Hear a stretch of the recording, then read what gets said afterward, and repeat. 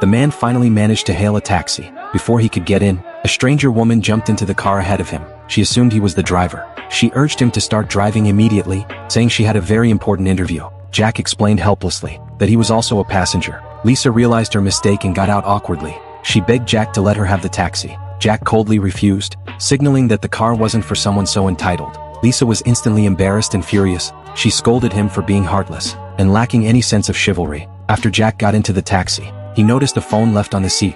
It belonged to the woman. He immediately had the driver chase after her. If she didn't get a job today, her mother would force Lisa to return home, marry a complete stranger, and have children. The thought of her situation filled Lisa with rage. She blamed all her frustration on Jack, without noticing that the man had already caught up behind her. Jack handed her the phone. She misunderstood and thought he was trying to get her number. Before he could explain, she threw the phone straight into a trash can. Jack was completely stunned. Only when the familiar ringtone sounded did Lisa realize it was her own phone. She scrambled to dig it out of the trash. Jack couldn't help but laugh. Standing at the company entrance, Lisa felt conflicted. This was her last chance. As soon as she stepped into the lobby, her competitor arrived. Both of them were there for the CEO's secretary position. Lisa sized up her opponent, then looked at herself. Neither of them exactly looked like a secretary. Two employees entered the elevator. The moment they stepped in, they began gossiping shamelessly. Şu hayatta var ya torpil kadar tiksindiğim başka hiçbir şey yok. Haklısın Çağlacığım. Their words grew increasingly biting, completely unaware that the person they were talking about was right next to them.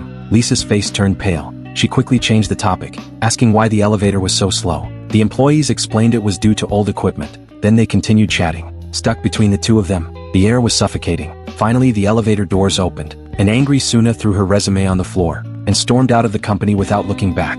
Lisa bent down to pick up the scattered papers. When she entered the office, the interviewer grabbed the resume from her hand. He mistook her for Suna. Without giving her a chance to explain, he immediately told her to start work tomorrow. Then he went back to his own tasks. Seeing a monthly salary of $1,000, Lisa felt both excited and nervous. As she stared at her work assignments in a daze, a man walked straight toward her. It was the same man who had fought her for the taxi earlier. They immediately clashed. The man demanded to know why she was at the company. Lisa replied that she was about to become the CEO's personal secretary. She warned him to be careful, or he wouldn't get away with it.